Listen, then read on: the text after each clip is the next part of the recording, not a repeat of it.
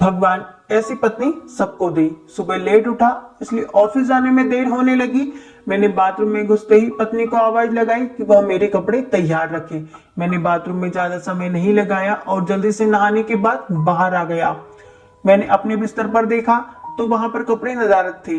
मैंने गुस्से के स्वर में फिर से पत्नी को आवाज लगाई। वह शायद किचन में थी, मेरे लिए खाना तैयार कर रही होगी, इसलिए उसने मेरी आवाज नहीं सुनाई पड़ी, या फिर कुकर की उड़ती तेज सीटी में मेरी आवाज दब गई होगी। इस बार मैंने गुस्से के साथ और तेज आवाज लगाई, लेकिन किचन से बड़ा ही प्यारा रिप्लाई आई। मेरा गुस्सा अपने चरम पर था। मुझे ऑफिस जाने के लिए लेट हो रहा था। मैं अंदर से बुरी तरह झल्लाया हुआ था कि तभी पत्नी कमरे में आ जाती है और वह सीधे अलमारी की तरफ बढ़ जाती है। मेरे मन में सवाल आया कि क्या उसने मेरी आवाज को सुना था या फिर सुनकर अनसुना कर दिया था। फिलहाल जो भी कुछ हो, वह मेरी तरफ देखते हुए कपड़े बिस्तर पर रख देती है और वहां से जाने को होती है।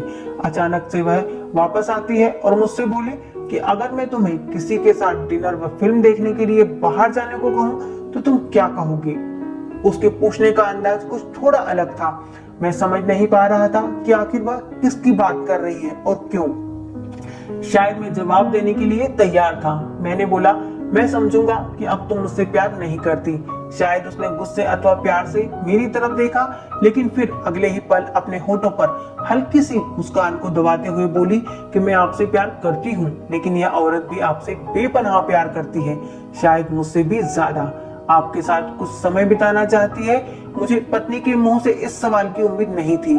मेरे मन में एक सेकंड में हजारों सवाल ऊपर नीचे होने लगे। आखिर किस औरत की बात कर रही है और किससे मिलवाना चाहती है। ऐसे हजारों सवालों के साथ मेरा मन मुझे घेर रहा था। आखिर मैंने पूछ ही लिया कि किसकी बात कर रही हो। पत्नी ने कुछ बोले बिना ही तस्वीर की तरफ इशारा कर दिया। वह तस्वीर मेरी माँ की थी, जो मुझसे दूर रहती थी, जिनसे कई महीनों से मैं मिला नहीं था। शायद काम की वजह से मैंने उन्हें फोन भी नहीं कर पाया था। मैं अपनी व्यस्तता के कारण उन्हें समय ही नहीं दे पा रहा था। मैंने पत्नी की तरफ देखा कि पत्नी ने मुस्कुराहट के साथ मेरा मोबाइल मुझे थमा दिया।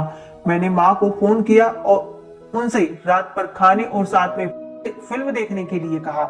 माँ मेरी आवाज सुनकर खामोश हो गई। शायद करुण स्वर था। तुम ठीक हो ना? तुम दोनों के बीच में कोई परेशानी तो नहीं? माँ ने पूछा। उनके लिए मेरा एकाएक इस तरह से फोन करना शायद किसी परेशानी का संकेत था। कोई नहीं, परेशानी नहीं है, बस मैंने सोचा कि आपके साथ बाहर जाना एक सुखद एहसास होगा। मैंने जवाब दिया और कहा, बस हम दोनों ही चलेंगे। उन्होंने इस बारे में एक पल के लिए सोचा और फिर कहा, ठीक है। शुक्रवार के शाम को जब मैं उनके घर पहुंचा तो वह मेरा इंतजार कर रही थी। मुझे देखकर उनका चेहरा खुशी से चमक उठा, जैसे बरसों से खोई हुई दौलत अकस्मात उन्हें मिल गई हो। मैंने माँ के पैर छुए और उन्हें गाड़ी की तरफ ले जाने लगा। वह बार बार मेरी तरफ देखकर हल्के हल्के मुस्कुराकर गाड़ी की तरफ बढ़ रही थी। कान में माँ ने बताया कि उन्होंने अपने एक दोस्त के बेटे के साथ खाने के लिए बाहर जाने की बात बताई है। वह काफी प्रभावित थी। फिलहाल हम माँ के पसंद वाले रिश्ता में पहुंच चुके थे, जो कि दिखने में अब भी अच्छा और आरामदायक था। अंदर जाकर हम दोनों एक टेबल पर बैठ गए और मैंने पास रखे मेनू को उठाया और पढ़ने लगा। एकाएक मेरी निगाह माँ पर पड़ी। वह अभी भी मुझे देख रही थी, लेकिन इस बार वह मुस्कान गायब थी। वह उदास दिख रही थी। शायद मैंने मेनू पढ़ने में तो ज्यादा समय नहीं लगा दिया। मैंने मेनू को एक साइड में रख दिया। मैंने माँ से खाने के लिए पूछा। उन्होंने मेनू की तरफ इशारा करके मुझसे कहा कि तुझे याद है जब तू छोटा था और हमारे साथ बाहर खाना खाने आता था, मैं भी तेरे लिए इसी तरह मेनू में गौर से देखती और तेरे लिए अच्छा सा खाना ऑर्डर करती थी जो तुझको पसंद था। लेकिन अब वक्त बदल गया है, महंगाई भी बहुत हो गई है। तू शायद मेनू में कुछ नया देख रहा हो। माँ का जवाब सुनकर मेरी आंखों में आंसू निकलने लगे, लेकिन मैंने खुद को संभाला और कहा, माँ इस बार मैं आपके लिए मेनू पढ़ना चाहता हूँ। इसके बाद मैंने एक बढ़िया सी डिश माँ के लिए ऑर्डर की। खाने के समय माँ ने मेरे बचपन से लेकर आज तक के कई किस्से सुनाए। मुझे ऐसा लग रहा था कि मानो मैं वापस बचपन में आ गया हूँ। मुझे उस समय इतनी खुशी हो रही थी कि मानो सारी कायनात इसके आगे फीकी हो। बातों ही बातों में समय का पता ही नहीं चला। मैं माँ के साथ थोड़ा और वक्त बिताना चाहता था, लेकिन अंधेरा हो चुका था और माँ को उनके घर पर छोड़ मुझे वापस अपने घर भी जाना था। इन शब्दों का मतलब बाद में समझ आया, लेकिन फिलहाल मैं माँ को लेकर उनके घर पहुंच गया। अब वक्त था माँ से विदाई लेने का। माँ ने एक उम्मीद के साथ मेरी तरफ देखा और कहा कि अगली बार मैं उन्हें बिल पेमेंट करने को दूं तो वो मेरे साथ दोबारा डिनर के लिए आना चाहेंगी। मैंने मुस्कुराहट के साथ माँ से कहा कि माँ, जब आप चाहो, और बिल पेमेंट कौन करता है इससे क्या फर्क पड़ता है।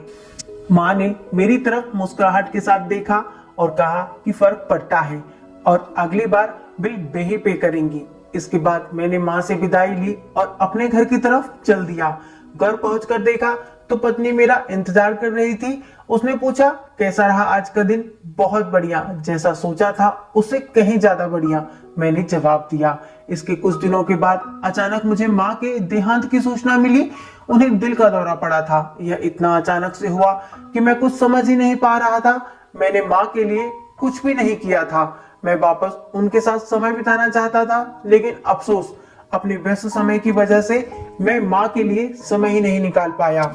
लेकिन अब पछताए होत क्या, जब माँ थी तब समय नहीं, और अब जब माँ नहीं है तो पछतावा और अफसोस। माँ की मौत के बाद मुझे एक लिफाफा मिला। उस लिफाफे में उसी रिश्ता की एक एडवांस पेमेंट की रसीद के साथ माँ का एक खत था, जिसमें माँ ने लिखा था, मेरे बेटे, मुझे पता नहीं कि मैं तुम्हारे साथ दोबारा डिनर कर पाऊंगी या नहीं, इसलिए मैंने 2 लोगों के खाने की अनुमानित बिल का एडवांस पेमेंट कर दिया है।